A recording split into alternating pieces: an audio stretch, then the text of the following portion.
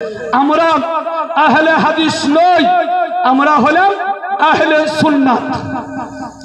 আমরা কি আহলে সুন্নাত, আহলে হাদিস নই। আহলে হাদিস হওয়া সম্ভব নয়। আহলে হাদিস হলে সব হাদিস মান্য করতে হবে। নবী হাদিসের মধ্যে আছে নবী পাক নবীর উপরে হাত বেঁধেছেন, এটাও আমাকে মানতে হবে। হাদিসের মধ্যে আছে নবীর নিচে হাত বেঁধেছেন, হাদিসের মধ্যে আছে নবী পাক হাত ছেড়ে নামাজ পড়েছেন, এটাও তো হাদিসের মধ্যে আছে। জগতের কোন লোক যদি বলে আমি আহলে হাদিস হব, তাহলে একই নামাজে নবীর উপরে 2 মিনিট হাত বাঁধতে হবে, নবীর নিচে 2 মিনিট হাত বাঁধতে হবে, আবার 2 মিনিট হাত ছেড়ে নামাজ পড়তে হবে, তবেই তো সব হাদিস মানা হবে নাকি? ব্রাদান ইসলাম, আমরা হলাম আহলে সুন্নাত। সুন্নাত অর্থটা কি? সুন্নাত মানে হলো পদ্ধতি, তরিকা। আহলে সুন্নাত তার অর্থ হলো নবী পাক ইন্তিকালের আগে যে তরিকা বিশ্ববাসীকে দিয়ে গিয়েছেন, ওই তরিকাকে যারা মানে তারাই হলো আহলে সুন্নাত ওয়াল জামাত। নবী পাক শেষ যুগে যেগুলোর উপরে আমল করে গিয়েছেন, আমি তো দেখতে পাচ্ছি বুখারী শরীফে কিতাবুস সালাতে হাদিস এসেছে। আবু হুরায়রা হাদিস বর্ণনা করেন, আমরা নবী পাকের পেছনে নামাজ পড়তাম, কোন লোক পরে এসে হাজির হতো, আমরা আগে থেকেই নামাজ পড়তে আরম্ভ করে দিতাম। যেমন আমাদের হয় জামাত দাঁড়িয়ে গিয়েছে, পরে কিছু লোক আবার হাজির হয় নাকি? জামাত চলছে, পরে হাজির হলো। আবু হুরায়রা বলছেন আমরা নামাজ পড়তাম, পরে এসে ওই যারা পরে আসলো তারা যদি জিজ্ঞাসা করত কত রাকাত হলো, নামাজ পড়তে পড়তেই বলতাম 1 রাকাত হলো, 2 রাকাত হলো। ব্রাদান ইসলাম, বুখারী শরীফে আছে। আবার সাহাবী বলেন ওরা এসে যদি আমাদেরকে সালাম করত, ওই সালামের উত্তরও নামাজ পড়তে পড়তে দিয়ে দিতাম। এই হাদিস কোথায় আছে? বুখারীতে আছে, প্রথম খণ্ডে আছে, কিতাবুস সালাতে আছে। এই হাদিসের উপর আমল করা যাবে? এই হাদিসের উপর আমল করা যাবে না। যদি কোন ব্যক্তি বলে আমি আহলে হাদিস হব, আর নামাজ পড়তে পড়তে অন্য লোকের সালামের উত্তর দিব, আর কেউ যদি জিজ্ঞাসা করে কত রাকাত হলো, এই উত্তরে দিব, তো ওই লোকের নামাজ হবে? ওই লোকের নামাজ হবে না। কেন হবে না? ওই লোক তো হাদিসই মানছে, হাদিসে আছে মানছে, কেন তার নামাজ হবে না? ব্রাদান ইসলাম, তাহলে বোঝা গেল এই হাদিস, এই অবস্থাটা ওই সময়ের যখন নামাজের পূর্ণাঙ্গ মশলা, নামাজের পূর্ণ মশলা লোক সমাজে প্রচারিত হয়নি। লোক সমাজের নিকটে নামাজের পূর্ণ মশলার তবলিগ সম্ভব হয়নি। পূর্ণ মশলা আল্লাহর পক্ষ থেকে যখন নাজিল হয়নি, তখনকার এই ঘটনা, ওই ঘটনার উপরে আমল করা চলবে না। পরে আবু হুরায়রা বলছেন সুম্মা মুনিয়া, অতঃপর আমাদেরকে নামাজ পড়তে পড়তে সালাম দিতে বারণ করা হলো, নামাজ পড়তে পড়তে কথা বলতে বারণ করে দেওয়া হলো, ইমামের পেছনে কেরাত থেকে আমাদেরকে বারণ করে দেওয়া হয়েছে। তাহলে একই সঙ্গে বারণ হলো কি কি? নামাজ পড়তে পড়তে কথা বলা চলবে না, নামাজ পড়তে পড়তে কোন লোকের সালামের উত্তর দেওয়া চলবে না, ইমামের পেছনে থাকলে কেরাত করাও চলবে না। এটা পরে বারণ হয়ে গিয়েছে। আর হাদিসে যে আছে ইমামের পেছনে ফাতিহা সাহাবায়ে কেরাম পড়েছেন। ব্রাদানি ইসলাম, এই হাদিস যেমন আছে ওই হাদিসও আছে যে নামাজ পড়তে পড়তে সালামের উত্তর দিয়েছেন, নামাজ পড়তে পড়তে কথাও বলেছেন, ওটা যেমন বারণ হয়ে গিয়েছে ইমামের পেছনে কেরাতও ওই রূপী বারণ হয়ে গিয়েছে। এই কারণে আমরা যেমন নামাজ পড়তে পড়তে সালামের উত্তর দিই না, নামাজ পড়তে পড়তে কোন লোকের কথার উত্তর দিই না, নামাজ পড়তে পড়তে ইমামের পেছনে থাকলে ফাতিহা পড়ি না, অন্য কোন কেরাত করি না ইমামের পেছনে। বুঝে আসলো?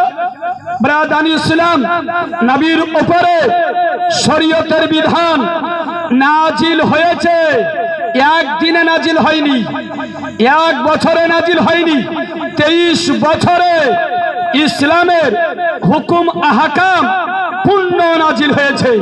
পূর্ণ নাজিল হতে 23 বছর লেগেছে। কত বছর লেগেছে? 23 বছর। ব্রাদানি ইসলাম, নামাজ পেয়েছি, নামাজ আল্লাহ রাব্বুল আলামিন মুসলমানদের উপরে ফরজ করেছিলেন। তখন নবী পাকের বয়স কত ছিল? আল্লাহ যে নামাজ ফরজ করলেন, আচ্ছা নামাজ আল্লাহ ফরজ কোন রাত্রিতে করেছেন জানেন? কোন রাতে? কোনদিন কেউ শোনেন?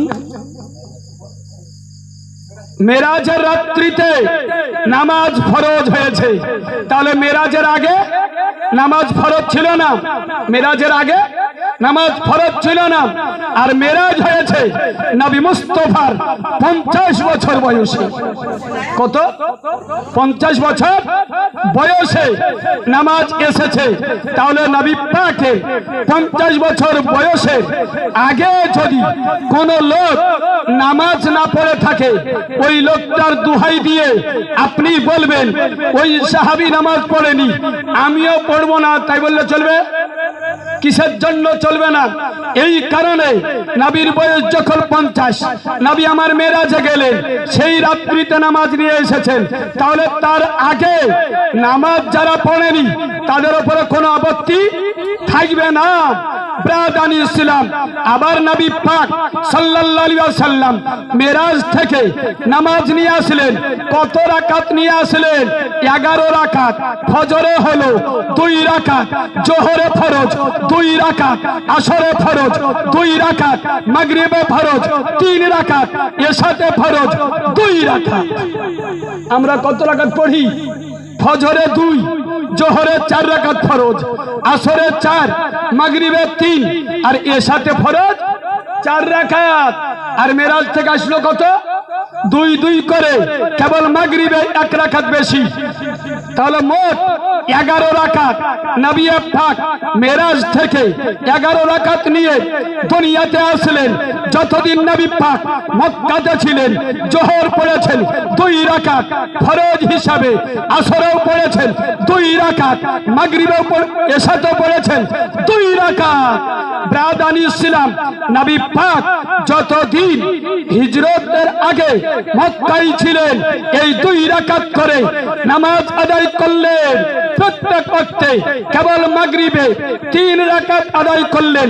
এবার নবী পাক সাল্লাল্লাহু আলাইহি ওয়াসাল্লাম যখন হিজরত করে মদিনাতে গেলেন, মদিনাতে যাওয়ার কয়েকদিন পর আল্লাহর পক্ষ থেকে হুকুম এলো, হে নবী, আরো জোহরে আপনি 2 রাকাত বাড়িয়ে পড়ুন, আসরও আপনার জন্য 2 রাকাত বেড়ে গেল, এশাতেও 2 রাকাত ফরজ বেড়ে গেল।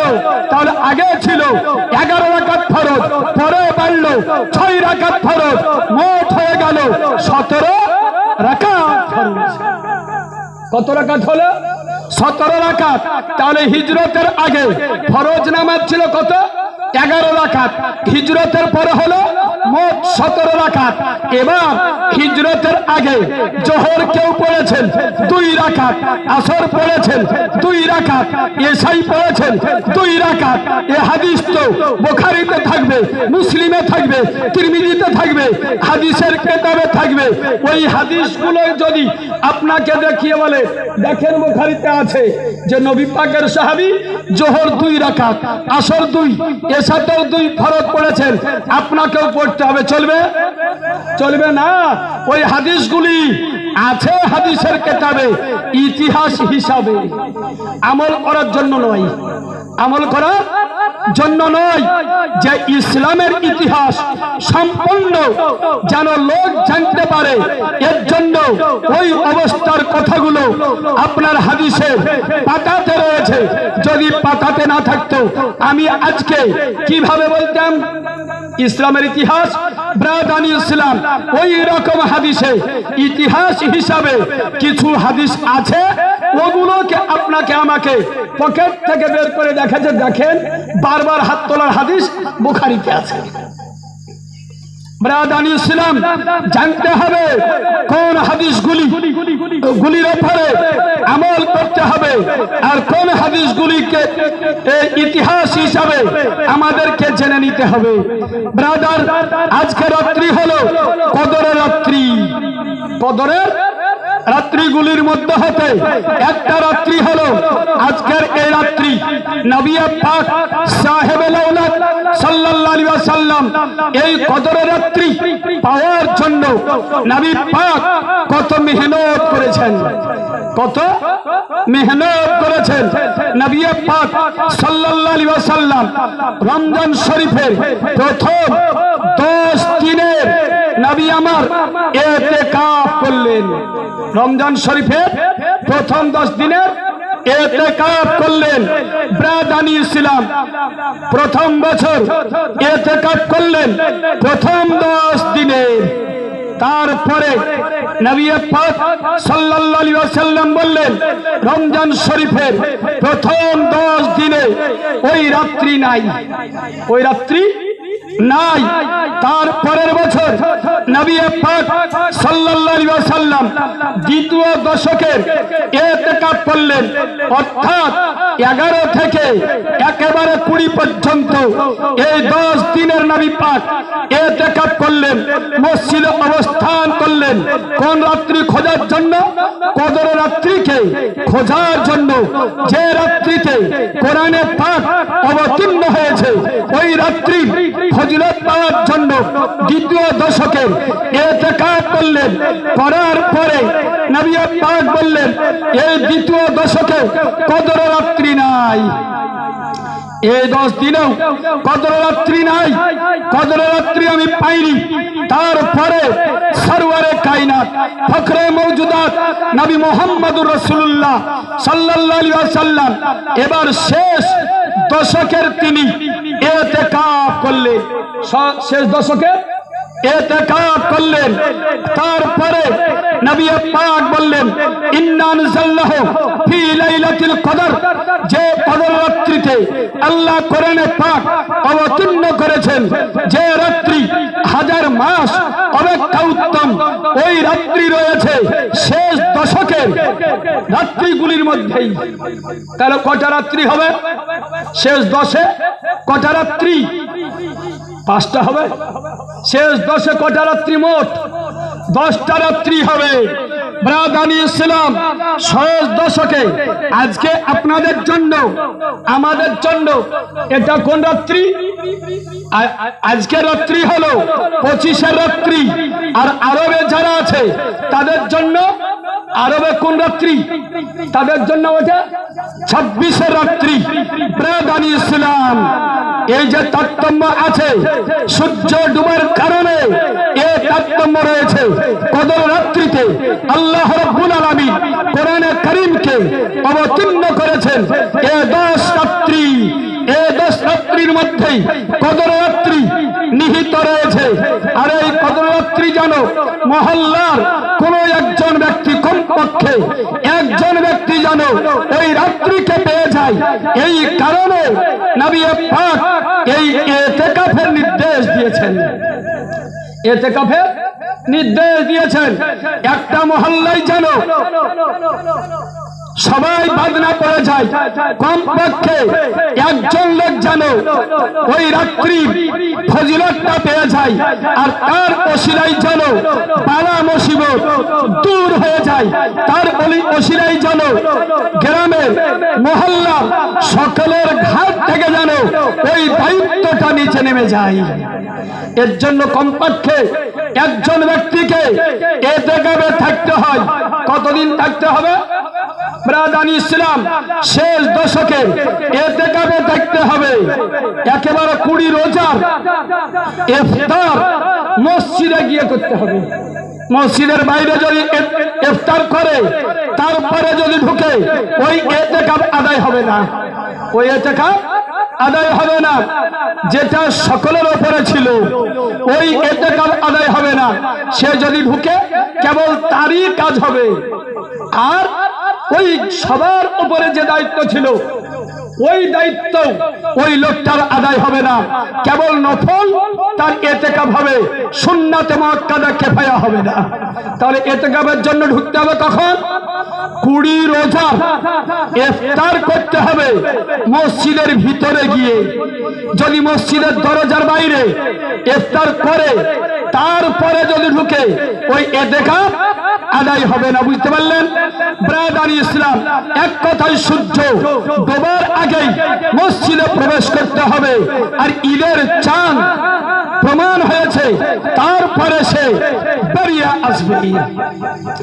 এবার নবী পাক সাল্লাল্লাহু আলাইহি ওয়াসাল্লাম, দয়ার সাগর পয়গম্বর, দয়ার নবী, দয়ার অবতার নবী সাল্লাল্লাহু আলাইহি ওয়াসাল্লাম, তিনি দেখলেন আমার সব উম্মত এ 10টা রাত্রি জাগতে পারবে না। তাই নবী মুস্তাফা সাল্লাল্লাহু আলাইহি ওয়াসাল্লাম আরো হালকা করে দিলেন আর বললেন, শেষ দশকে বিশেষভাবে বিজোড় রাত্রিগুলিতে ওই কদর রাত্রিকে খোঁজ করো। তাহলে আর হালকা হলো। 10 রাত্রি জাগরণ করার প্রয়োজন নাই, জরুরি হয়ে গেল না। এবার যদি কমজোর উম্মত এবার চেষ্টা করে 5টা রাত্রি জাগরণ করব, 21, 23, 25 আর 27 আর 29, এই 5টা রাত্রি জাগরণ করে, তাহলে 5 রাত্রির মধ্যে হতে যে কোনো একটা রাত্রিতে কদর রাত্রি ঘটে থাকে। নবী পাক সাল্লাল্লাহু তাআলা আলাইহি ওয়াসাল্লাম তিনি বলেন, কদর রাত্রি আমাকে দেখানো হয়েছিল 21-এ না 23-এ না 25-এ না 27-এ না 29-এ, কোন রাত্রিতে কদর রাত্রি ঘটে থাকে এটা আল্লাহ আমাকে দেখিয়েছিলেন। তারপরে আল্লাহ আবার আমাকে ভুলিয়ে দিয়েছেন, আবার আল্লাহ আমাকে ভুলিয়ে দিয়েছেন। ব্রাদানি ইসলাম, এর মধ্যে বড় হিকমত রয়েছে। নবী ভুলে যাননি, আল্লাহ নবীকে কোন হিকমতের কারণে ভুলিয়ে দিয়েছেন। কিসের জন্য? ব্রাদানি ইসলাম, কেউ যেন এই রকম না করে। যদি বলে দেওয়া হতো যে 27 রাত্রিতেই কদর রাত্রি ঘটে থাকে, তাহলে আপনি মনে করতেন আসল রাত্রি তো চলে গেল, আমি 29-এ কেন যাব জাগরণ করতে। বাপ এই রকম আশায় আকাঙ্ক্ষায় বসে থাকলো 27-এতে আমি রাত্রি জাগরণ করব। এবার ওই রাত্রিতে বাইচান্স কোনো কাজ পড়ে গেল, কোন একটা রোগীকে নিয়ে হাসপাতালে চলে গেল, ওই রাত্রি ছুটে গেল।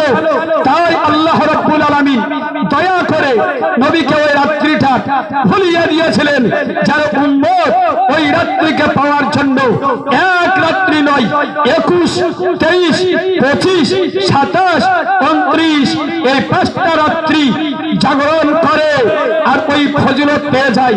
কোন ব্যক্তি যদি ওই কদর রাত্রি ফজিলত পাওয়ার জন্য রাত্রিতে জাগরণ করে নিয়ত গুণে সে ফল পাবে।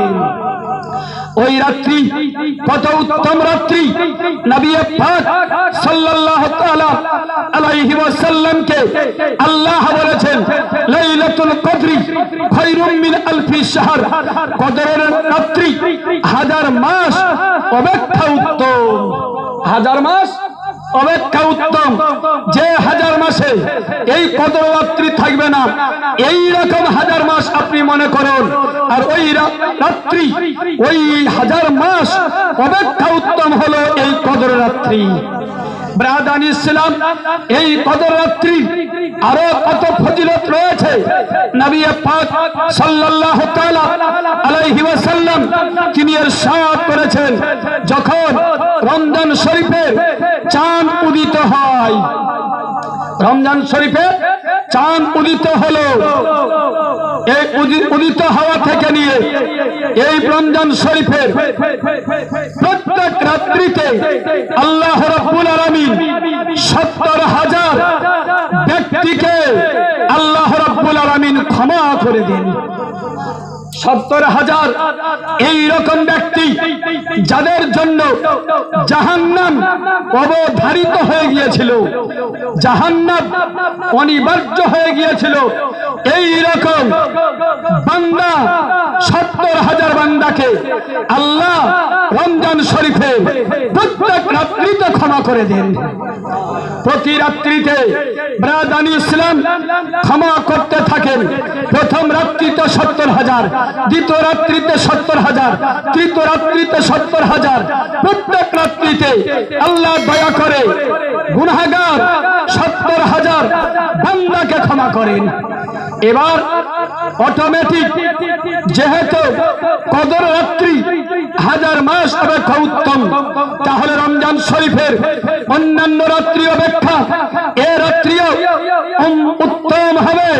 তাই সাহাবায়ে কেরাম নবীকে জিজ্ঞাসা করলেন, ইয়া রাসূলুল্লাহ, ইয়া হাবিবাল্লাহ, হাজার মাস অপেক্ষা উত্তম কদর রাত্রি অন্যান্য রাত্রি অপেক্ষা কদর রাত্রি উত্তম, অতএব হুজুর বলেন প্রত্যেক রাত্রিতে আল্লাহ ৭০,০০০ বান্দাকে ক্ষমা করেন, তাহলে কদর রাত্রিতে কত ব্যক্তিকে আল্লাহ ক্ষমা করেন।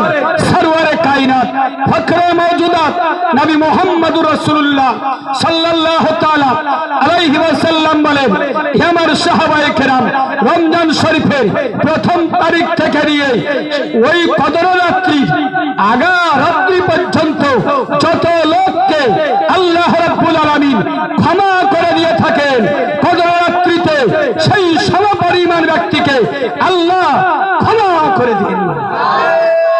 তাকবীর,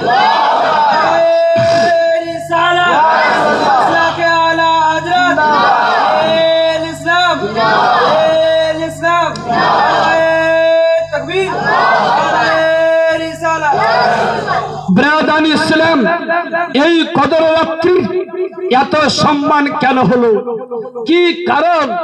এই রাত্রের ফজিলত। ব্রাদান ইসলাম, এই রাত্রিতে কোরআনে পাক আল্লাহ রাব্বুল আলামিন অবতীর্ণ করেছেন। কোরআন শরীফ নাজিল হয়েছে এক রাত্রিতে। কোরআন শরীফ নাজিল হয়েছে 23 বছরে। কত? 23 বছরে। আবার বললাম এক রাত্রিতেই নাজিল হয়ে গিয়েছে। ব্রাদান ইসলাম, তাহলে দুটাই কি করে সঠিক হয়? ব্রাদান ইসলাম, কিভাবে সঠিক হয় শুনুন। কোরআন শরীফ ছিল লাউহে মাহফুজে। কোথায়? লাউহে মাহফুজ। লাউহুন শব্দের অর্থ হলো ফলক। লাউহুন মানে হলো ফলক। ফলক বুঝেন? Sign board, slate board. ব্রাদান ইসলাম, এই বোর্ডকে আরবিতে বলা হয় লাউহুন, আর মাহফুজ এর অর্থ হলো রক্ষিত। মানে পৃথিবীর সমস্ত সৃষ্টি হাত থেকে হেফাজত যেই বোর্ড, ওই বোর্ডকে বলা হয় লাউহে মাহফুজ। স্কুলে বোর্ড থাকে, আপনি চক নিলেন, কিছু লিখে দিলেন, লিখতে পারবেন।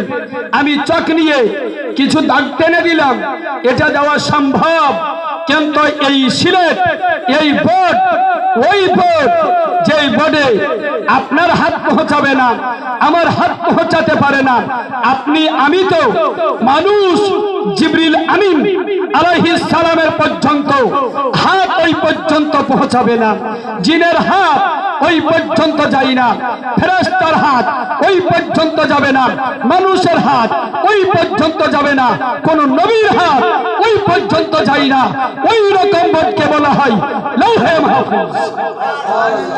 ব্রাদানি ইসলাম, ওই লৌহে মাহফুজ একটা বোর্ড, তাহলে লেখে কে?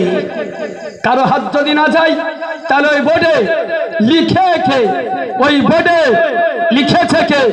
আল্লাহ রাব্বুল আলামিন কলমকে সৃষ্টি করলেন, তার আগেই লৌহে মাহফুজকে আল্লাহ সৃষ্টি করেছেন, তার আগে আল্লাহ রাব্বুল আলামিন সরওয়ারে কায়নাতের নূর মুবারককে সৃষ্টি করেছিলেন। ব্রাদানি ইসলাম, আমাদের নবীর নূর, পবিত্র নূর, এই নূরকে সর্বপ্রথম আল্লাহ সৃষ্টি করলেন। আল্লাহ বলেন, কুনতু কানজান মাখফিয়া, আমি একটা গোপন খাজানা ছিলাম, আমি একটা গোপন খাজানা ছিলাম। আমার যখন মর্জি হলো, আমি আমাকে যেন জগৎ চিনতে পারে, তখন আমি বললাম কুন হাবিবি, আমি বললাম হে আমার হাবিব তুমি হয়ে যাও। যেমনই বলা নূরে মুহাম্মাদি প্রকাশ হয়ে গেল। আল্লাহ বললেন আমার হাবিব হয়ে যাও, সঙ্গে সঙ্গে আল্লাহর হাবিব, আল্লাহর প্রিয় হাবিব নবী মুহাম্মদুর রাসূলুল্লাহ সাল্লাল্লাহু আলাইহি ওয়াসাল্লামের পবিত্র নূর সৃষ্টি হয়ে গেল। এই নূর আল্লাহ রাব্বুল আলামিন হেজাবে আজমতে তিনি রাখলেন, হেজাবে আজমতে রাখলেন। কতদিন রাখলেন? বছরের পর বছর, যুগ যুগান্তর ধরে হেজাবে আজমতে ওই তারাটা একবার ডুবত আর একবার উদিত হতো। ডুবে থাকা অবস্থাতে ৭০,০০০ বছর থাকতো, আর উঠা অবস্থায় ৭০,০০০ বছর পর্যন্ত ওই তারাটা থাকতো, ওই নূরটা থাকতো। ব্রাদানি ইসলাম, ওটাকেই জিবরিল আমিন বলেন। ৭০,০০০ বছর পর্যন্ত উঠে থাকতে দেখতাম, ৭০,০০০ বছর পর্যন্ত ডুবে থাকতে দেখতাম।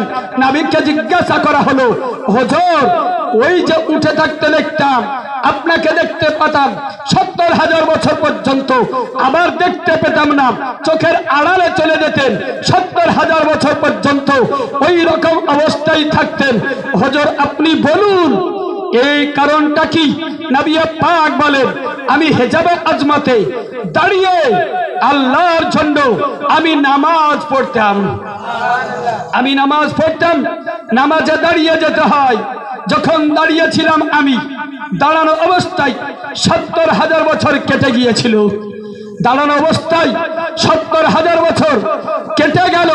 তাই তুমি বলছো যে আমি তারাটা উঠতে দেখেছি।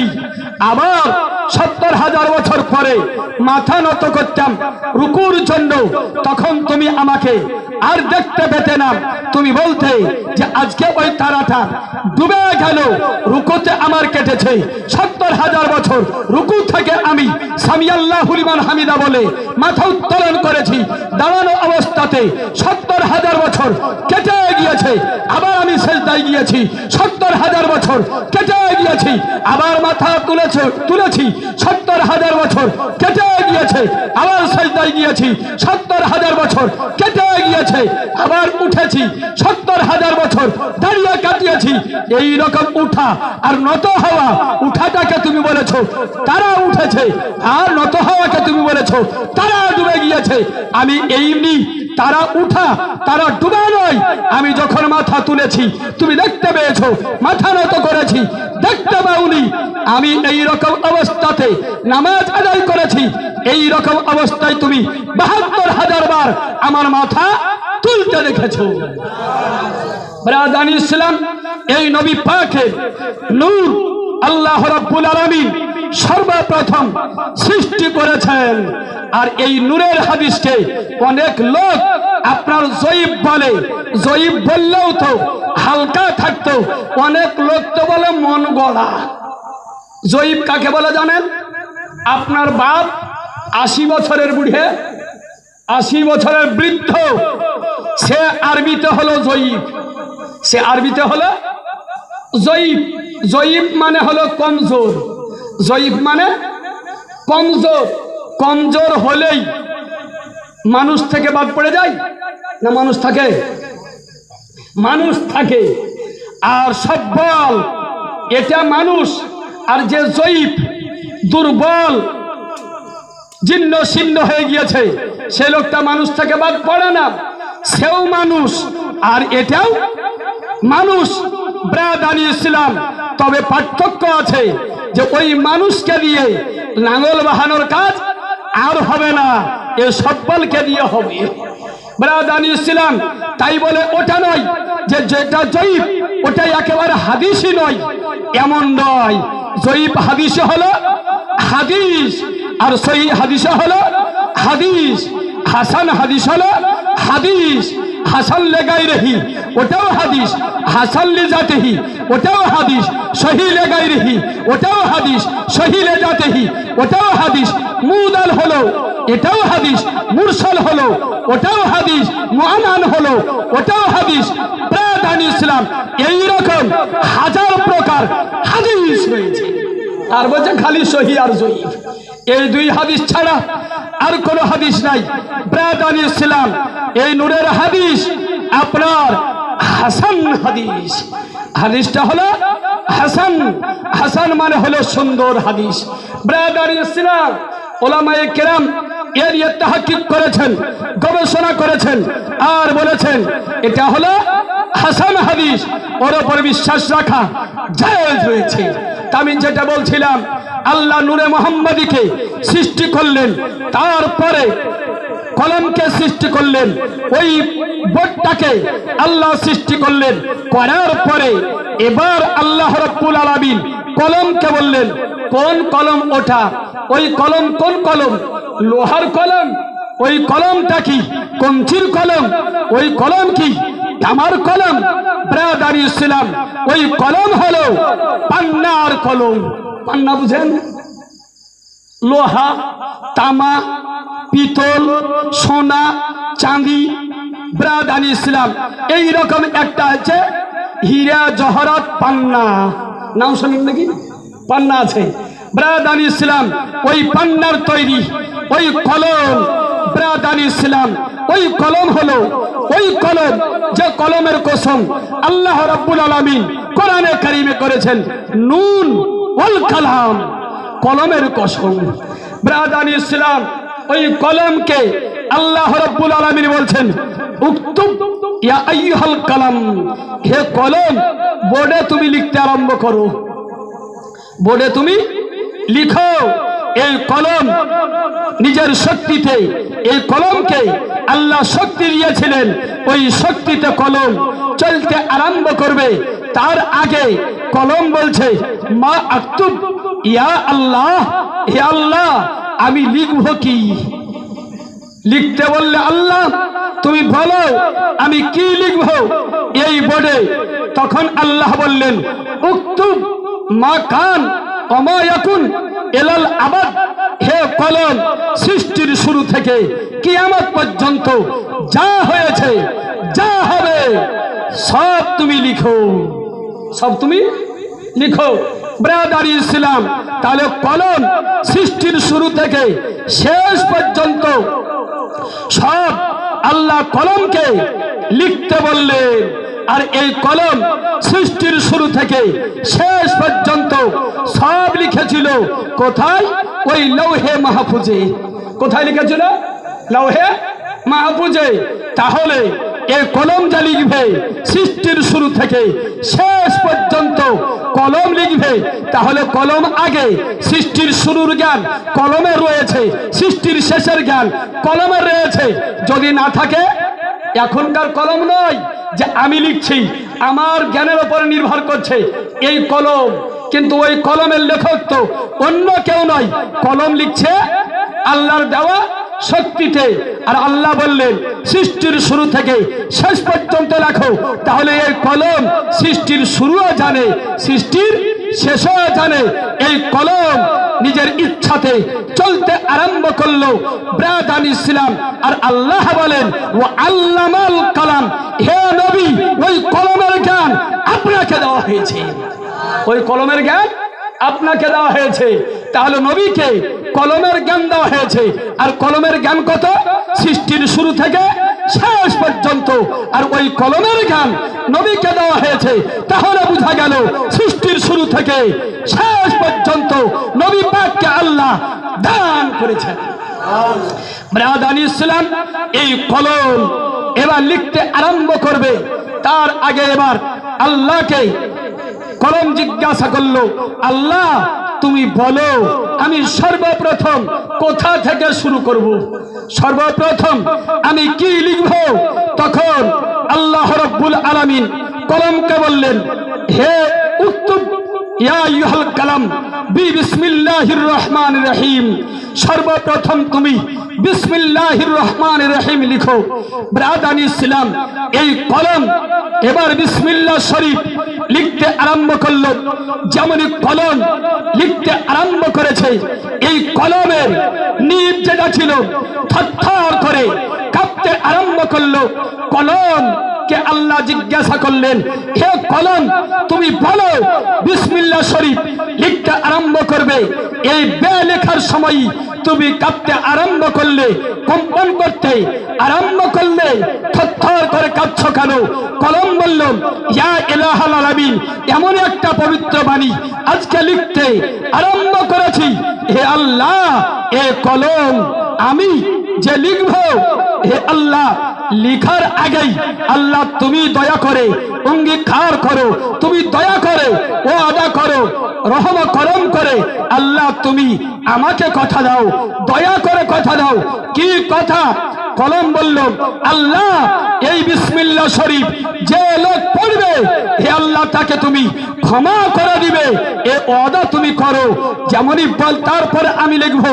আল্লাহ রাব্বুল আলামিন বললেন, যাও বিশ্বাসের সঙ্গে বিসমিল্লাহ শরীফ যা পাঠ করবে সেই লোককে আমি ক্ষমা করে দিব।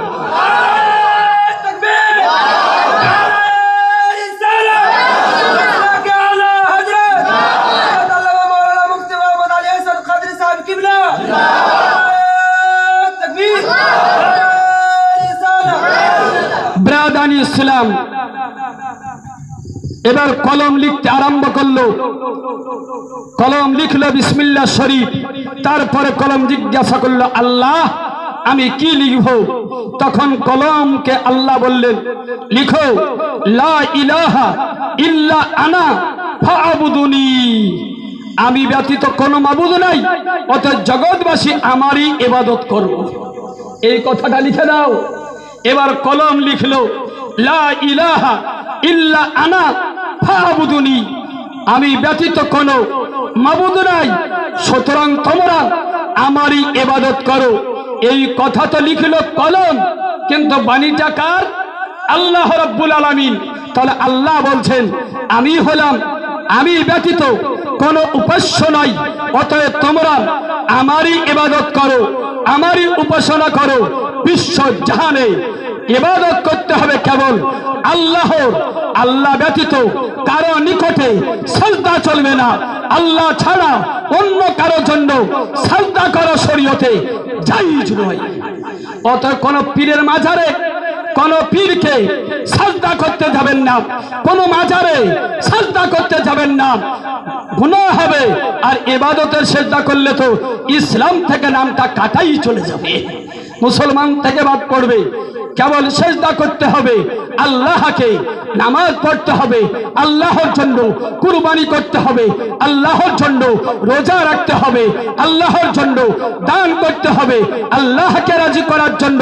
যত ইবাদত করি, রাস্তাঘাটে একটা পাথর পড়ে আছে, এই পাথর আপনি সরিয়ে দেন আল্লাহকে রাজি করার উদ্দেশ্যে, ওটাই আপনার ইবাদতে পরিণত হয়ে যাবে। এগুলা কাজ করুন ব্রাদান ইসলাম। এবার কোরআন এই লৌহে মাহফুজে লম্বা চড়া ওয়াজ করতে আমি যাব না। ওই কোরআন শরীফ লৌহে মাহফুজে আল্লাহ রাব্বুল আলামিন লিখেছিলেন। তাওরাত লেখা হলো, জবুর লেখা হলো, ইনজিল লেখা হলো, সহিফায়ে আদম লেখা হলো, সহিফায়ে ইদ্রিস লেখা হলো, সহিফায়ে ইউনুস লেখা হলো, সহিফায়ে ইব্রাহিম লেখা হলো, সহিফায়ে দাউদ লেখা হলো। সমস্ত নবীদের উপরে যে কিতাবগুলি 104 খানা কিতাব আল্লাহ নাজিল করেছেন, সমস্ত কিতাব ওই লৌহে মাহফুজে আপনার লেখা হলো। আপনার ভাগ্য লেখা হয়েছে, আমার ভাগ্য লেখা হয়েছে, বিশ্ব জাহানে যারা এসেছে তাদেরও ভাগ্য ওখানে লেখা হয়েছে, আগামীতে যারা আসবে তাদেরও ভাগ্য ওখানে লেখা হয়েছে। এক কথায় সৃষ্টির শুরু থেকে শেষ পর্যন্ত ওখানে লেখা হয়েছে। সহিফায়ে আদম লেখা হয়েছিল, আদম পয়গম্বর পৃথিবীতে আসলেন, আদম নবীর জন্য যে কিতাব লেখা হয়েছিল ওই আকাশ থেকে লৌহে মাহফুজ থেকে ওই কিতাব আদম নবীর উপরে অবতীর্ণ হলো। শীষ নবী আসলেন, শীষ নবীর জন্য যে কিতাব ছিল ওই কিতাব শীষ নবীর উপরে নাজিল হয়ে গেল। ব্রাদান ইসলাম ইদ্রিস নবীর জন্য 10 খানা সহিফা ছিল, ইদ্রিস নবীর উপরে 10 খানা সহিফা অবতীর্ণ হলো। এই করতে করতে দাউদ নবীর উপরে জবুর নাজিল হওয়ার জবর শরীফ নাজিল হয়ে গেল মুসা নবীর উপরে, নূহ নবীর উপরে। এক কথায় যে নবীর উপরে যে কিতাব নাজিল হওয়ার ওই কিতাবগুলি ওই নবীদের আসার পরে নাজিল হতে আরম্ভ করলো। ব্রাদান ইসলাম দাউদ নবী আলাইহিস সালামকে আল্লাহ রাব্বুল আলামিন বললেন, হে দাউদ পয়গম্বর, তোমাকে কিতাব দেওয়া হবে, তুমি চলে এসো, তুমি চলে এসো। দাউদ নবীকে আল্লাহ রাব্বুল আলামিন ডাকলেন কোথায়? জৈতুন গাছের ছায়া তলে। আল্লাহ ডাকলেন, জৈতুন গাছের ছায়া তলে চলে আসুন, আপনার উপরে জবুর নাজিল করা হবে। দাউদ নবী কিতাব নেওয়ার জন্য আপনি চলে গেলেন কোথায়? জৈতুন গাছের ছায়া তলে চলে গেলেন। ব্রাদান ইসলাম হযরত মুসা নবী আলাইহিস সালামের উপরে তাওরাত নাজিল করবেন। আল্লাহ রাব্বুল আলামিন বললেন, হে মুসা নবী, আপনি চলে আসুন, তুর পাহাড়ে আপনার উপরে তাওরাত শরীফ নাজিল করা হবে। ব্রাদান ইসলাম তিনি চলে গেলেন তুর পাহাড়ে। তুর পাহাড়ে আল্লাহ রাব্বুল আলামিন তাওরাতকে নাজিল করলেন ঈসা নবীর উপরে। ইনজিল নবী নাজিল হবে। ঈসা নবীকে আল্লাহ রাব্বুল আলামিন বললেন, বাইতুল লাহমের পাশে শুকনো একটা খেজুরের গাছ আছে, সেই গাছের ছায়া তলে আপনি চলে আসুন, আপনার উপরে ইনজিল শরীফ নাজিল হবে।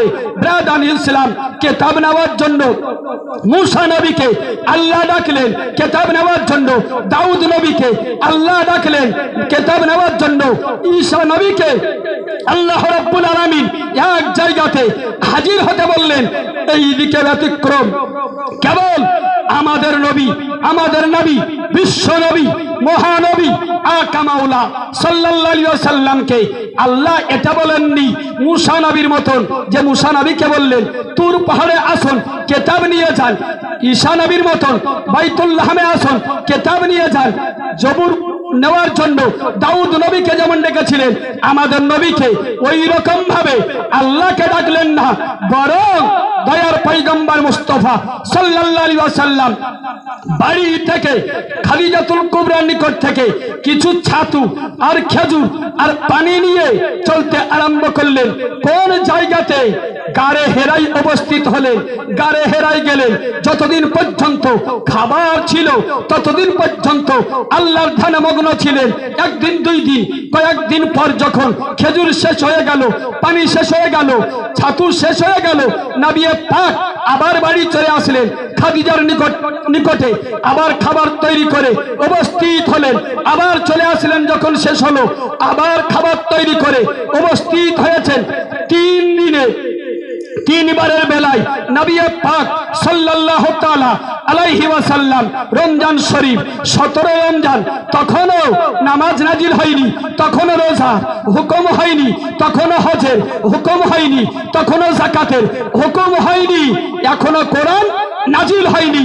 এই যে রমজান মাস, এই রমজান মাসে 17 তারিখ নবী পাক গারে হেরাতে তিনি অবস্থান করছেন। অন্যান্য নবীকে আল্লাহ কিতাব নেওয়ার জন্য ডেকেছেন, আমাদের নবীকে কিতাব নেওয়ার জন্য ডাকলেন না, বরং জিবরিলকে বললেন, হে জিবরিল, অন্যান্য নবীকে কিতাব নেওয়ার জন্য ডেকেছি, এই নবীকে কিতাব নেওয়ার জন্য ডাকবো না, তাকে আমি কষ্ট দিব না। আমার বিশ্ব নবী আকা মাওলা, আমার প্রিয় হাবিব আজকে রয়েছে গারে হেরাতে, ওই জায়গাতেই তুমি কোরআন নিয়ে তুমি উপস্থিত হয়ে যাও। ব্রাদার ইসলাম অন্যান্য নবীকে কিতাব নেওয়ার জন্য ডেকেছেন, আর আমাদের নবীর বেলায় আল্লাহ জিবরিলকে বলছেন যে নবীকে ডাকবো না, বরং নবী যেখানে আছেন সেই জায়গাতেই কিতাব নিয়ে হাজির হয়ে যাও। তাহলে আমাদের নবীর সম্মান কত ঊর্ধ্বে। তাই আল্লাহ বলেন, ওরা ফান আলাকা যিকরাক, হে নবী, আপনার খাতিরে আপনার সম্মানকে আমি উঁচু করেছি। আপনি সৃষ্টি হয়েছেন নবীর খাতিরে, আমি সৃষ্টি হয়েছি নবীর খাতিরে। বাপ পেয়েছি নবীর খাতিরে, মা পেয়েছি নবীর খাতিরে, হাওয়া পেয়েছি নবীর খাতিরে, জমিন পেয়েছি নবীর খাতিরে, আগুন পেয়েছি নবীর খাতিরে, আকাশ পেয়েছি নবীর খাতিরে, শান্তি পেয়েছি নবীর খাতিরে।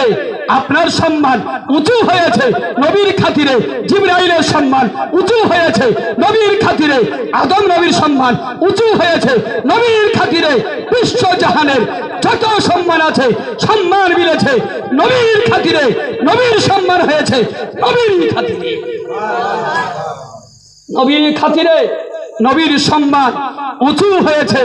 ব্রাদার ইসলাম ও হাকিয়া जो दो करम है शाहे बता तेरा नहीं सुनता ही नहीं मांगने वाला तेरा। ब्रादार इस्लाम ও নবী মুস্তাফা সাল্লাল্লাহু তাআলা আলাইহি ওয়াসাল্লামের কত সম্মান। खलक से औलिया, औलिया से रसूल और रसूल से आला हमारा नबी। ब्रादार इस्लाम সৃষ্টির উপরে ওলি, আর ওলিদের উপরে নবীগণ, রাসূলগণ, আর রাসূলদের উপরে বিশ্ব রাসূল, বিশ্ব নবী মুহাম্মদুর রাসূলুল্লাহ সাল্লাল্লাহু তাআলা আলাইহি ওয়াসাল্লাম। পীর ধরতে হয়, ওলি ধরতে হবে। ব্রাদার ইসলাম আমার আগে আমার ছাত্র মোহাম্মদ নওশাদ আলী হাফেজাহুল্লাহ জামিল বালিয়াত, সে একটা মানকাবাত পড়েছে ওলিদের সম্পর্কে। ব্রাদার ইসলাম লিখেছে, আমি মুখস্থ আমার নাই। ব্রাদার ইসলাম গুরু ধরে করো শুরু, গুরু ধরে করো শুরু। গুরু আগে ধরতে হবে, তারপরে শুরু করতে হবে। ব্রাদার ইসলাম গুরু ধরে শুরু করতে হবে, তাহলে আপনি আমি জগৎ মরু দেখতে পাবো। ব্রাদার ইসলাম 7 তবক আসমান, 7 তবক জমিন। কটা আসমান? 7টা। জমিন কটা? 7টা। এই 7 মরু দেখা যাবে যদি গুরু ধরে শুরু করতে পারে, তাহলে এগুলো দেখতে পাবেন। পার হবেন আপনি 7 মরু। 7 মরু মানে কি? গুরু ধরে শুরু করতে হবে, তাহলে আপনি 7 মরু পার হবেন। জান্নাত কটা? কটা জান্নাত? 8টা। জাহান্নাম কটা? 7টা। এই 7 জাহান্নাম পার করে আপনি জান্নাত পাবেন। বুঝতে পারলেন? 7 জাহান্নাম পার করে আপনি জান্নাত পাবেন। এই জাহান্নামের উপরেই পুলসিরাত বিছানো আছে। পুলসিরাত বিছানো আছে কোথায়? জাহান্নামের উপরে। এই জাহান্নাম পার হওয়ার জন্যই পুলসিরাতের ব্যবস্থা করা হয়েছে।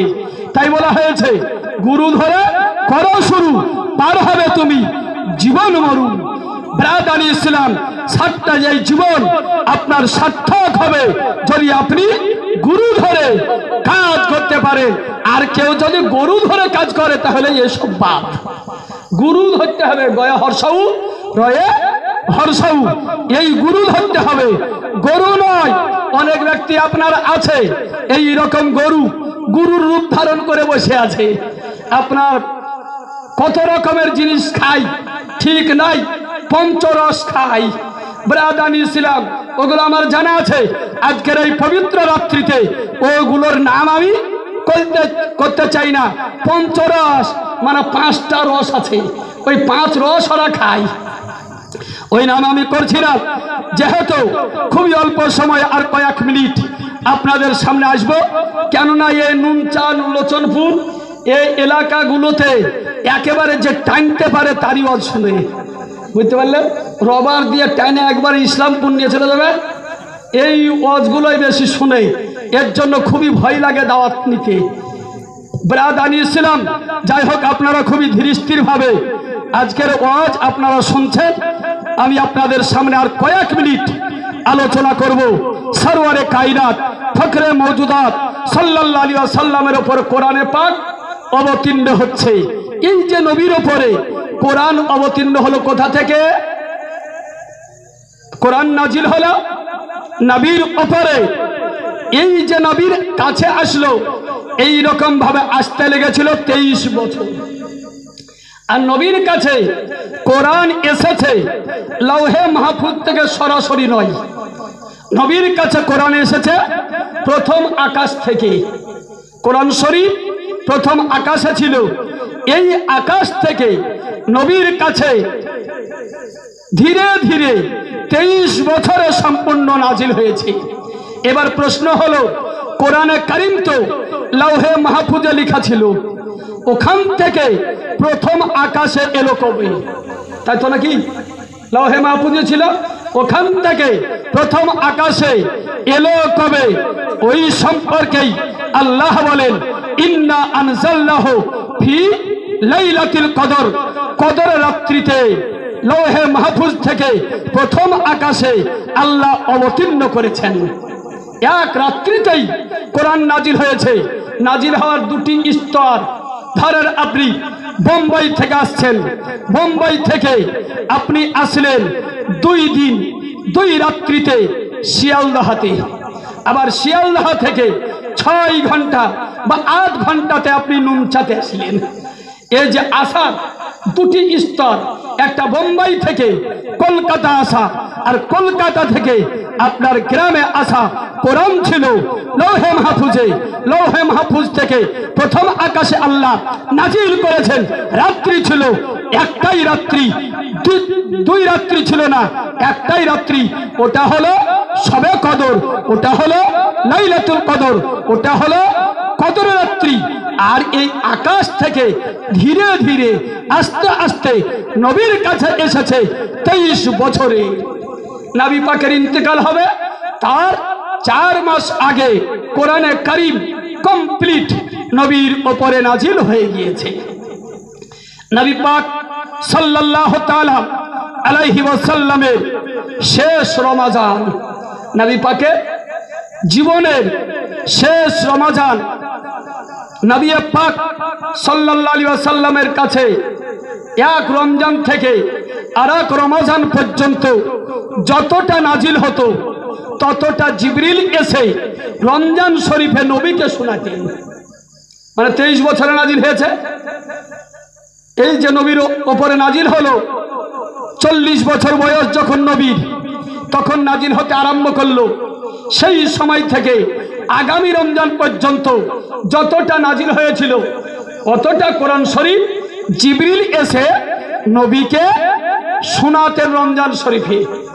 আবার এই রমজান থেকে আগামী রমজান পর্যন্ত যতটা নাজিল হতো আর আগের রমজান পর্যন্ত যতটা নাজিল হয়ে গিয়েছে, এই তৃতীয় রমজানে এসে জিবরিল আমিন শুরু থেকে এই রমজান পর্যন্ত যতটা নাজিল হয়েছে নবী মুস্তাফাকে শোনাতেন জিবরিল। এক কথায় যতটা নাজিল হতো, 2 পারা 3 পারা বা 2টি সূরা বা 3টা সূরা, এক কথায় যে রমজান আসতো এই রমজান অবধি যতটা পূর্বে নাজিল হয়েছে পূর্ণ কোরআনে পাক শোনাতেন নাজিল হওয়াটা। এই রকম ভাবে নবীর ইন্তিকালের আগে যে রমজান শরীফ ছিল, আচ্ছা নবী পাক রমজান শরীফের রোজা কতবার রেখেছেন? কতবার? নবী পাক সাল্লাল্লাহু আলাইহি ওয়াসাল্লাম রমজান শরীফের রোজা রেখেছেন 11টা রমজান। নবী পাক সাল্লাল্লাহু আলাইহি ওয়াসাল্লাম রেখেছেন কটা? 11 বার রমজান শরীফের রোজা রেখেছেন। রমজান তো পেয়েছেন যত বছর বয়স তত বছরই, কিন্তু রোজা তখন ফরজ হয়নি। রোজা ফরজ হওয়ার পর 11 বার রমজান শরীফ নবী পাক সাল্লাল্লাহু আলাইহি ওয়াসাল্লাম পেয়েছেন। এই 11 রমজানের মধ্যে 11 বার পেয়েছেন, তার মধ্যে 29টা কতবার পেয়েছেন আর 30টা কবার পেয়েছেন? খুবই সৎকালে শুনুন, 30-এ একবার পেয়েছেন, বাদ বাকি সবই হলো 29-এ, সবটাই 29-এ। অতএব আপনি আমি যেন না বলি যে আমরা অসম্পূর্ণ রমজান পেয়েছি, এটা যেন না বলি। আপনি অসম্পূর্ণ পেতে পারেন, কিন্তু নবী তো 29-এ বেশি পেয়েছেন। তাহলে নবীকেও কি আল্লাহ অসম্পূর্ণ দিয়েছেন? এক কথায় এক চাঁদ উঠা থেকে আর এক চাঁদ পর্যন্ত এটাই হলো মাস। 29 হলেও যতটা নাকি, 30 হলেও ততটাই নাকি, কম আপনি পাবেন না। এক কথায় কোনোবার 29 মাস হয়, কোনোবার 23 মাস হয়। ব্রাদানি ইসলাম, যদি 6 ফুট লম্বা হয় সেও হলো কমপ্লিট মানুষ, কেউ যদি 4 ফুট লম্বা হয় সেও হলো কমপ্লিট মানুষ।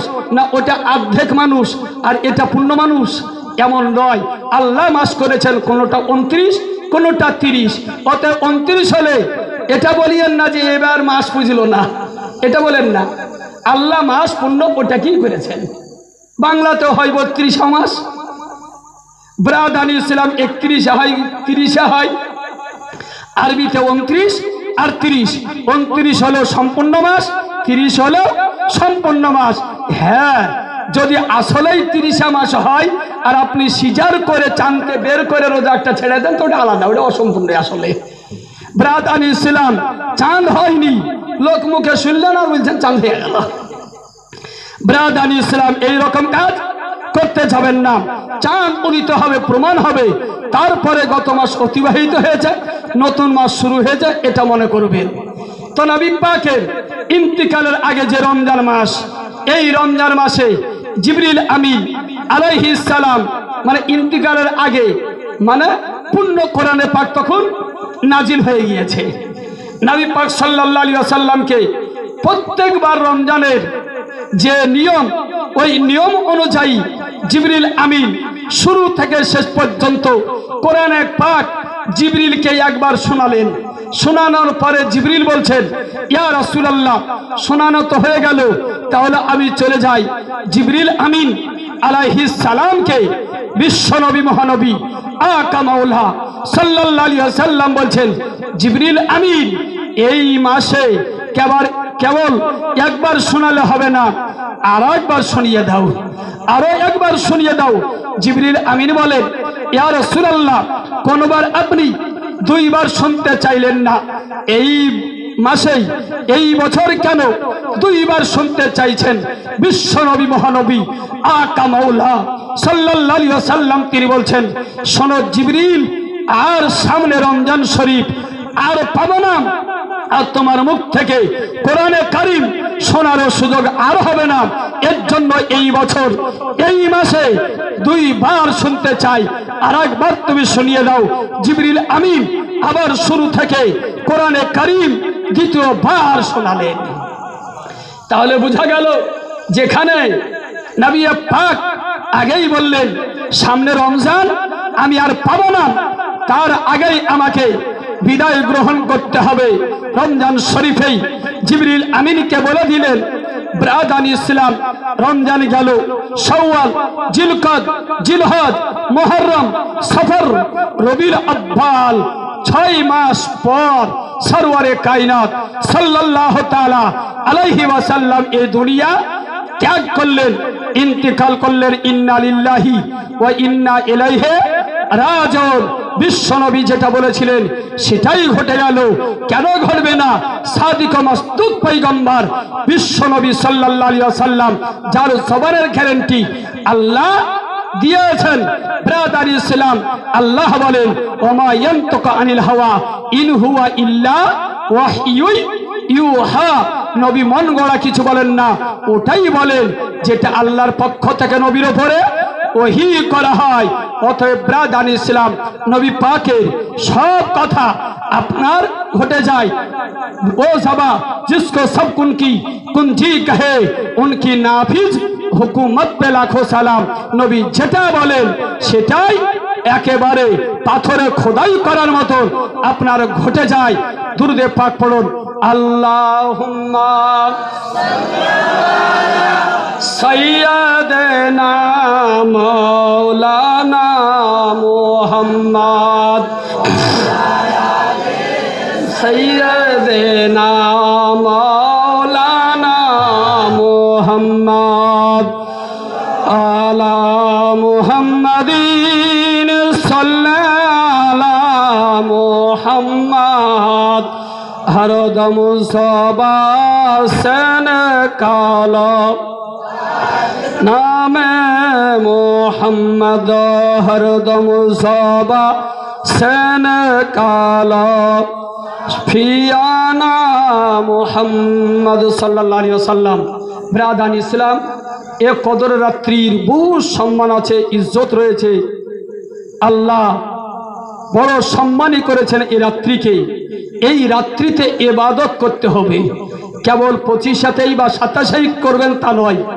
প্রতি রাত্রিতে আপনি নামাজ পড়ুন, নফল নামাজ।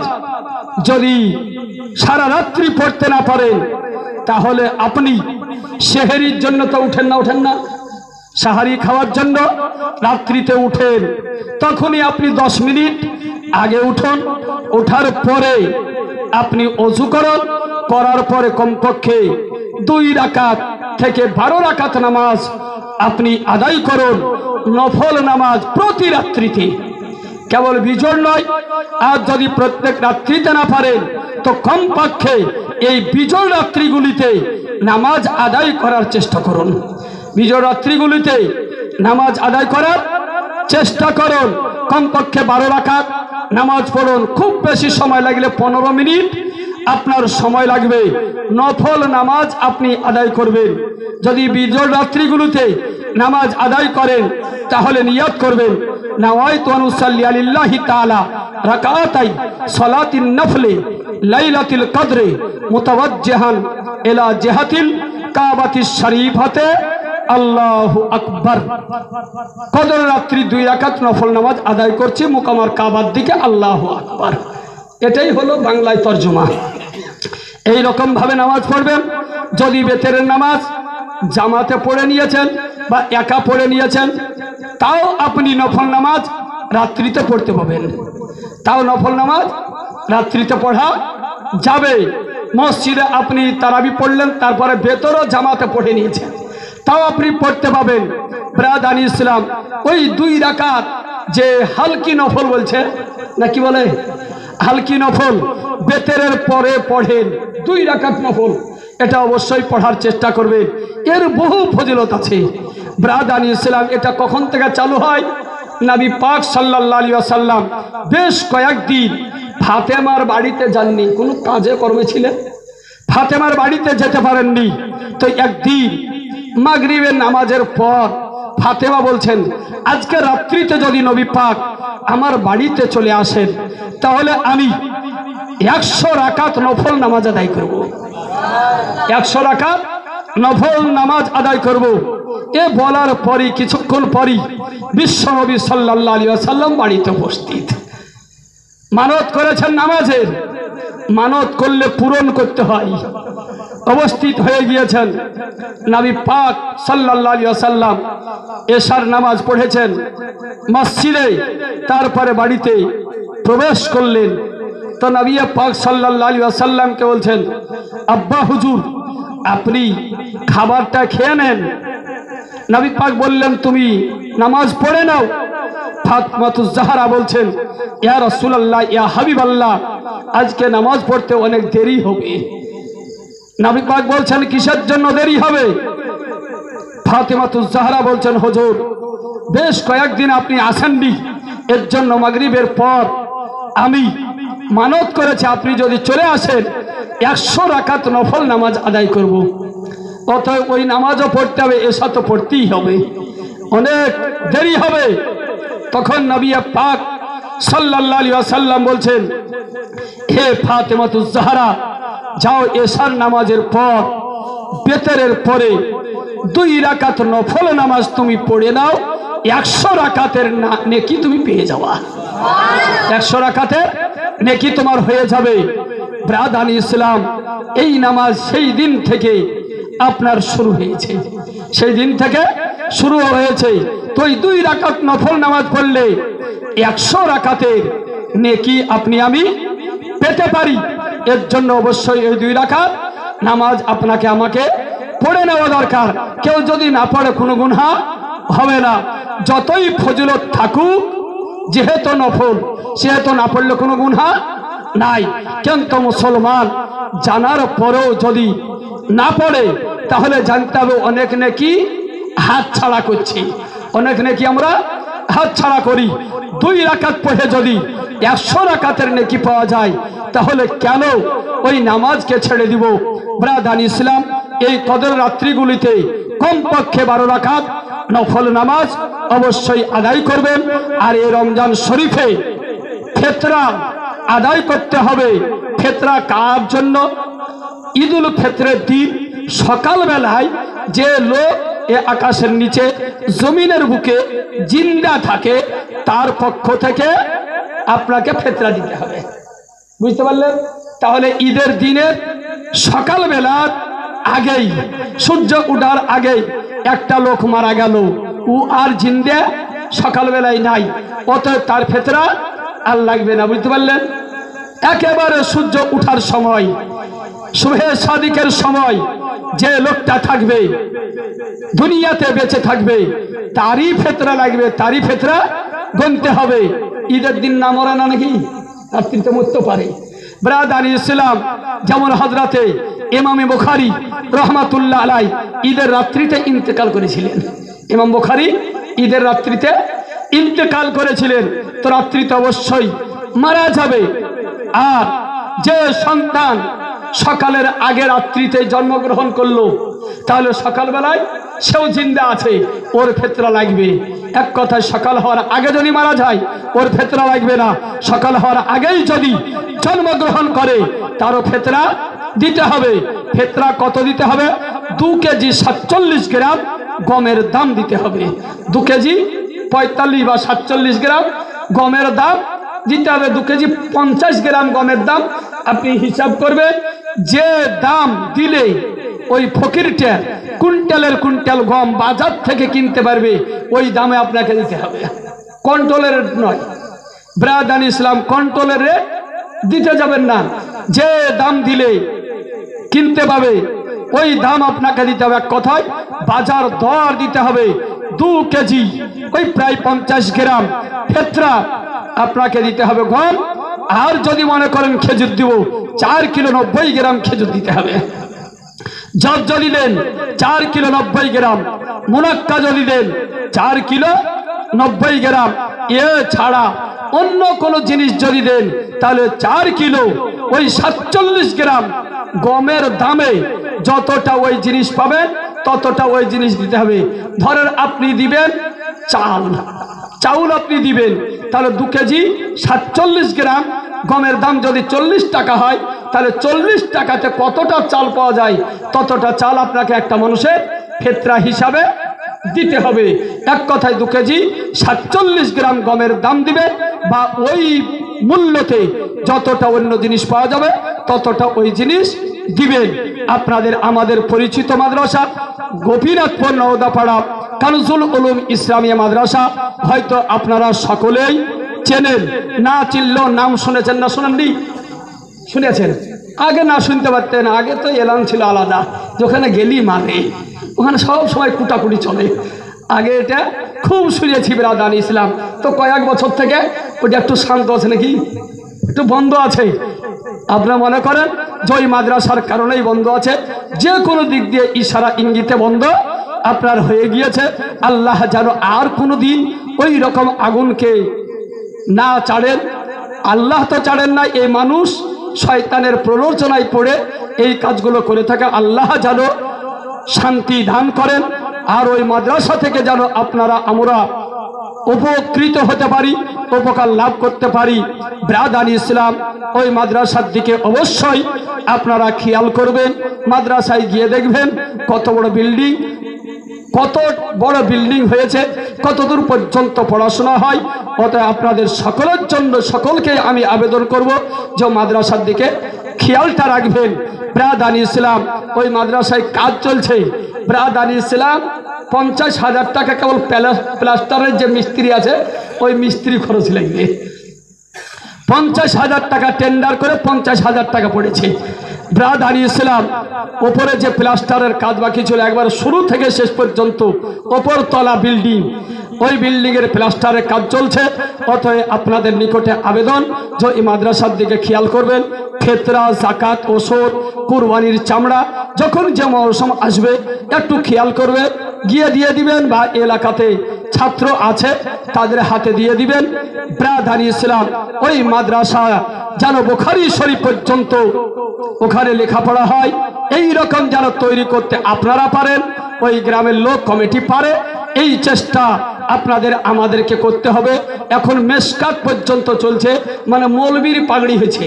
মেসকাতে হয় মৌলবীর পাগড়ি, আর বুখারীতে হয় ফাজেলের পাগড়ি। বুখারীতে হয় ফাজেল, আর এখন চলছে মৌলবীর পাগড়ি। এরপরে আরো 2 বছর লাগবে, তাহলে আপনার ফজিলতের ডিগ্রি ওই মাদ্রাসা থেকে দেওয়া হবে। আপনারা দোয়া করবেন মাদ্রাসা যেন চলে, আর ওখানে যেন আমি কমপক্ষে বুখারী শরীফ পড়ানো হচ্ছে এটা দেখে যেন ইহজগৎ ত্যাগ করতে পারি, এই দোয়া আল্লাহর কাছে করি। আপনারাও করবেন যেন বুখারী শরীফ পড়ানোর মতন মাদ্রাসা আপনাদের ইসলামপুর থানায়, রানীনগর থানায়, বহরমপুর থানায়, জলঙ্গি থানায়, ভগবানগোলা থানায়, রানীতলা থানায়, ওই কান্দি থানায় নাই। 2টা মাদ্রাসা আছে, দুটাই হলো আপনার জঙ্গিপুর, ওই সাইদাপুর আর গাড়িঘাট, ওই 2টাই হলো আপনার বুখারী শরীফ পর্যন্ত পড়ানোর মতো মাদ্রাসা। আপনাদের এলাকায় যদি হয়ে যায় এটা আপনাদের সুনাম হবে, আর নেকি আপনারা পাবেন, মরার পরেও আপনারা পেতে থাকবেন। ব্রাদান ইসলাম মাদ্রাসার জন্য 1 বস্তা সিমেন্ট কেউ দিতে পারবেন না। ব্রাদান ইসলাম মাদ্রাসার জন্য 1টা বস্তা সিমেন্ট, প্লাস্টারের জন্য আমি এতক্ষণ বুঝালাম, এই 5-6 মিনিট মাদ্রাসার জন্য বলেছি। তাহলে আমি জানবো যে একজন ব্যক্তি বুঝাচ্ছেন, উনি দিবেন, হ্যাঁ এখানে একজন 1 বস্তা, উনি দিবেন 1 বস্তা। ব্রাদান ইসলাম 3 বস্তা হয়েছে, আর 2 জন ব্যক্তি একটু দিয়ে পাক পাঞ্জাতনকে মান্যকারী আমরা, আর 2 বস্তা 2 জন ব্যক্তি দিয়ে এটা সম্পন্ন করবেন। ব্রাদান ইসলাম এখন যদি না পারেন পরে দিবেন। এখানে আমার ছাত্র নৌসাদ আছে, ব্রাদান ইসলাম ইব্রাহিম আছে, আরও অনেকে আছে, উনি তো প্রতিদিনই যান ওই ওখানে মোড়ে, অতএব দিয়ে দিবেন। আর 3 জন হয়েছে, আর 2 জন ভাই যদি পারেন তাহলে একটু 1 বস্তা করে দিয়ে 5 বস্তা একটু পূরণ করে দিবেন। মাত্র 350 টাকা করে মনে হয় দাম, আর 2 জন ব্যক্তি হবে না। ব্রাদান ইসলাম মাদ্রাসার জন্য চেয়েছি, আপনাদের পরিচিত মাদ্রাসা, ওই মাদ্রাসা থেকে অনেক মশলা মাসাইল আপনাদেরকে দেওয়া হয়। তলবে ইলম আসে কোরআনে কারীম, কোরআন খতমের জন্য, কোরআন খানির জন্য, আর 2 জন ভাই 1 বস্তা করে সিমেন্ট মাদ্রাসার জন্য দিবেন। ব্রাদান ইসলাম যদি সম্ভব হয় অবশ্যই আপনারা দিয়ে দিবেন। আল্লাহ রাব্বুল আলামিন যেন আপনাদের আমাদের ইহকাল পরকালকে মঙ্গলময় করেন। আর যে দুনিয়াতে করোনা ভাইরাস আছে, এই করোনা ভাইরাস যে দুনিয়াতে এসেছে তা থেকে যেন আমরা আপনারা হেফাজতে থাকি। লি খামসাতুত ফি বিহা হাররাল ওবাইল হাতিমা আল মুস্তাফা ওয়াল মুরতাজা ওয়াবনাহুমা ওয়াল ফাতিমা। হে আল্লাহ, পাক পাঞ্জাতনের ওসিলায় এই করোনা রোগ থেকে, এই ভাইরাস থেকে, তৎসব দুনিয়াতে যত রকমের ভাইরাস আছে সব ভাইরাস থেকে আল্লাহ তুমি আমাদেরকে হেফাজত করো। আর বক্তব্য লম্বা না করে এখানেই সমাপ্তি ঘোষণা করছি। ওমা আলাইনা ইল্লাল বালাগ ওয়া আখির দাওয়ানা আনিল হামদুলিল্লাহি রাব্বিল আলামিন। আসসালামু আলাইকুম ওয়া রাহমাতুল্লাহি ওয়া বারাকাতুহু। আল্লাহুম্মা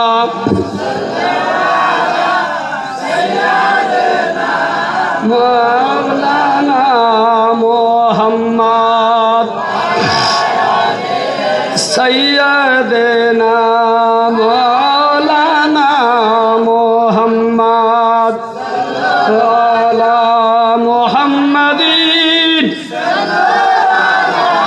মুহাম্মদ হরদম সবা সেন কালো का नाम मोहम्मद हरदम साबा सेन काला फियाना मोहम्मद सल्लल्लाहु अलैहि वसल्लम वलम्मा तम्मा मिन हमली सल्लल्लाहु अलैहि वसल्लम शहरन अला शुलक वल मरबिया तौफा बिल मदीनति शरीफति अबू अब्दुल्लाह वकाना कद इज्तदा बिया खलीबन यादी मिन तौइफति तिजारिया अमा कसबिम शहरन सकिमन सुकमा व सकावा वनाली ज़मनयन जलियान हो सदा हजरत उम्मु लैलत मौलुदिही आसियत मरियम फी निस्वत मिनल हदीरतिल कुदसिया अखजहल मखाज फौलद सल्लल्लाहु अलैहि वसल्लम नूरयत सनकल बदरिल मुनिरिया नबी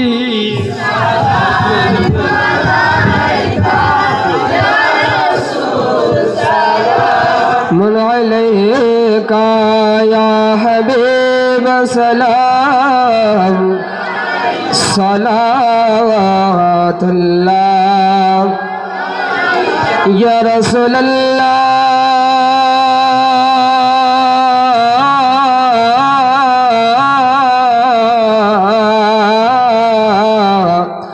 या हबीबी तलाअल बदर अलैना मिन सनियतिल वदाई वजबा शुक्र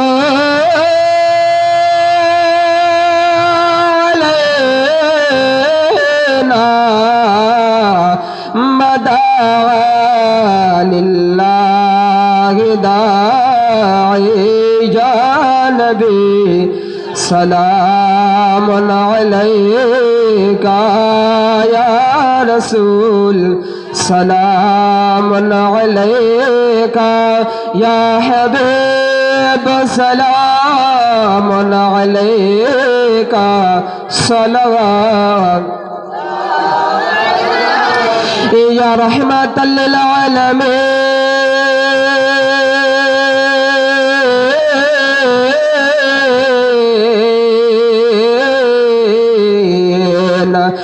दादश रबिउल अव्वाली इलन नबी धरानिर कोले संगा करे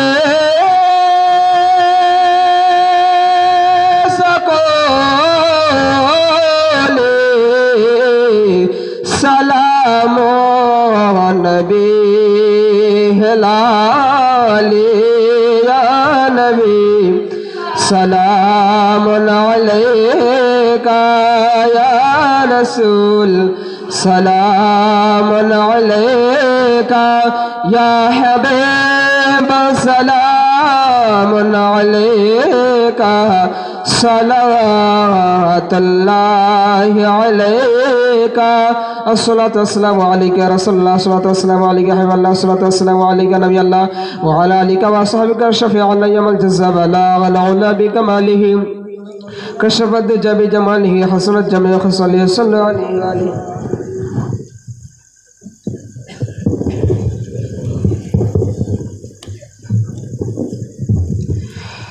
अऊज़ु बिल्लाहि मिनश शैतानिर रजीम बिस्मिल्लाहिर रहमानिर रहीम क़ुल या अय्युहल काफ़िरून ला अअबुदु मा तअबुदून वला अंतुम आबिदून मा अअबुदु वला अना आबिदु मा अबदतुम वला अंतुम आबिदून मा अअबुदु लकुम दीनुकुम वलिय दीन बिस्मिल्लाहिर रहमानिर रहीम क़ुल हुवल्लाहु अहद अल्लाहुस समद लम यलिद वलम यूलद वलम यकुल लहू कुफुवन अहद बिस्मिल्लाहिर रहमानिर रहीम क़ुल हुवल्लाहु अहद अल्लाहुस समद लम यलिद वलम यूलद वलम यकुल लहू कुफुवन अहद बिस्मिल्लाहिर रहमानिर रहीम क़ुल हुवल्लाहु अहद अल्लाहुस समद लम यलिद वलम यूलद वलम यकुल लहू कुफुवन अहद बिस्मिल्लाहिर रहमानिर रहीम क़ुल अऊज़ु बिरब्बिल फलक मिन शर्रि मा खलक मिन शर्रि गासिकिन इज़ा वक़ब मिन शर्रि नफ़्फ़ासाति फिल उक़द मिन शर्रि हासिदिन इज़ा हसद बिस्मिल्लाहिर रहमानिर रहीम क़ुल अऊज़ु बिरब्बिन नास मलिकिन नास इलाहिन नास من شر الوسواس الخناس الذي يوسوس في صدور الناس من الجنة والناس بسم الله الرحمن الرحيم الحمد لله رب العالمين الرحمن الرحيم مالك يوم الدين إياك نعبد وإياك نستعين اهدنا الصراط المستقيم صراط الذين أنعمت عليهم غير المغضوب عليهم ولا الضالين آمين بسم الله الرحمن الرحيم ألف لام ميم ذلك الكتاب لا ريب فيه هدى للمتقين الذين يؤمنون بالغيب ويقيمون الصلاة ومما رزقناهم ينفقون والذين يؤمنون بما أنزل إليك وما أنزل من قبلك وبالآخرة هم يوقنون أولئك على هدى من ربهم أولئك هم المفلحون وإلهكم إله واحد لا إله إلا هو الرحمن الرحيم إن رحمة الله قريب من المحسنين وما أرسلناك إلا رحمة للعالمين ما كان محمد أبا أحد من رجالكم ولكن رسول الله وخاتم النبيين وكان الله بكل شيء عليما إن الله وملائكته يصلون على النبي يا أيها الذين آمنوا صلوا عليه وسلموا تسليما اللهم صل على سيدنا نبينا مولانا محمد معدن الجود والكرم منبع العلم والحلم والحكم وصحبه بارك وسلم صلاة وسلاما عليك يا رسول الله ألا إن أولياء الله لا خوف عليهم ولا هم يحزنون الذين آمنوا وكانوا يتقون سبحان ربك رب العزة عما يصفون وسلام على المرسلين والحمد لله رب العالمين اللهم آمين اللهم صل على سيدنا نبينا مولانا محمد بارك وسلم صلاة وسلام عليك يا رسول الله أي الله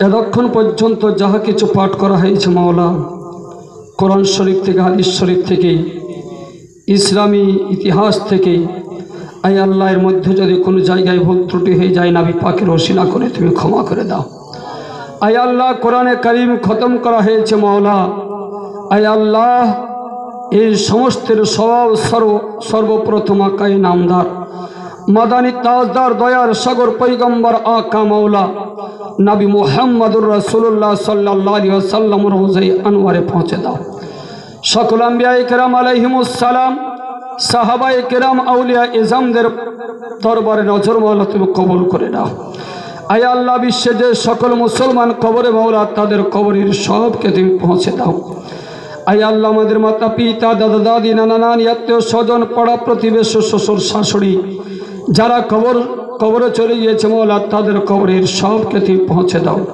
আয় আল্লাহ তাদের কবরের আযাবকে কিয়ামত পর্যন্ত তুমি বন্ধ রেখে দাও মাওলা ইয়া ইলাহাল আলামিন তাদের জীবনের গুনাহ খাতাকে তুমি মার্জনা করো আয় আল্লাহ আমরা পবিত্র বদকার শিয়াকার বান্দা তোমার দরবারে হাত তুলেছি মাওলা আয় আল্লাহ সাবালক হওয়া থেকে আজ পর্যন্ত যত রকমের গুনাহ আমাদের দ্বারা হয়েছে করেছি মাওলা আয় আল্লাহ সর্বপ্রকার গুনাহকে তুমি মার্জনা করে দাও সর্বপ্রকার গুনাহকে তুমি ক্ষমা করে দাও আয় আল্লাহ আমাদেরকে নিষ্পাপ বানিয়ে দাও আয় আল্লাহ পবিত্র মাহে রমাদানের ওসিলায় আমাদের জীবনের পাপকে তুমি ক্ষমা করে দাও আয় আল্লাহ বিশেষভাবে যারা কোরআনে কারীম খতম করেছে মাওলা তাদের জায়েজ বাসনাকে তুমি পূরণ করে দাও তাদের আত্মীয় স্বজনদের কবরের সবকে তুমি পৌঁছে দাও আয় আল্লাহ যারা এই মাহফিল কায়েম করার জন্য সহযোগিতা করেছে মাওলা দামে ধর্মে কদমে সুখানে সাহায্য করেছে সকলের সর্বপ্রকার সাহায্যকে তুমি কবুল করে নাও আয় আল্লাহ সকলের জায়েজ বাসনাকে তুমি পূরণ করো আয় আল্লাহ আমাদের জীবনের পাপ রাশিকে তুমি ক্ষমা করে দাও আয় আল্লাহ বিশ্বের সকল মুসলমানের জান মাল ইমান আবরুর হেফাজত করো আয় আল্লাহ বিশেষভাবে ভারতবর্ষের সকল মুসলমানের জান মাল ইমান আবরুর হেফাজত করো মাওলা আয় আল্লাহ আমাদেরকে সর্বপ্রকার বালা মুসিবত থেকে তুমি হেফাজত করে নাও মাওলা আয় আল্লাহ তুমি কাজিউল হাজাত আমাদের দরকারকে তুমি পূরণ করে দাও আয় আল্লাহ তুমি শাফিল আমরাজ মাওলা, আয় আল্লাহ রোগ বালাকে তুমি দূর করে দাও। আয় আল্লাহ তুমি দাফিল বালা মাওলা, বালাকে তুমি টলে দাও মাওলা। ইয়া ইলাহাল আলামিন তুমি আরহামুর রাহিমিন মাওলা, তুমি রহম করম কর মাওলা। আয় আল্লাহ তুমি গফফার, তুমি সত্তার, আমাদের গুনাহকে তুমি ক্ষমা করে দাও। আয় আল্লাহ বিশেষভাবে করোনা ভাইরাস থেকে ভারতবর্ষকে তুমি মুক্ত করে দাও মাওলা। ইয়া ইলাহাল আলামিন তোমার নিকটেই ফরিয়াদ মাওলা, আমাদেরকে ওই রকম বালা থেকে হেফাজত করে নাও মাওলা। আয় আল্লাহ যার যে ব্যক্তি অসুস্থ রয়েছে মাওলা, তাকে তুমি সুস্থতা দান করো মাওলা। আয় আল্লাহ তোমার নবীর ঘর মাদ্রাসায় 3 জন ব্যক্তি 1 বস্তা করে সিমেন্ট দেব বলে ওয়াদা করেছেন মাওলা। আয় আল্লাহ তাদের জায়েজ বাসনাকে তুমি পূরণ করো, তাদের দানকে তুমি কবুল করে নাও। আয় আল্লাহ তাদের আত্মীয় স্বজনদের কবরের আযাবকে তুমি দূর করো। আয় আল্লাহ বিশ্বে যে সকল মুসলমান দান করে মাওলা, সকলেরই জায়েজ বাসনাকে তুমি পূরণ করে দাও। সাল্লাল্লাহু তাআলা আলা খায়রি খালকি ওয়া নূরি আরশিহি মুহাম্মাদি ওয়া আলিহি ওয়া আসহাবিহি আজমাইন বিহাক্কি লা ইলাহা ইল্লাল্লাহু মুহাম্মাদুর রাসূলুল্লাহ সাল্লাল্লাহু আলাইহি ওয়াসাল্লাম।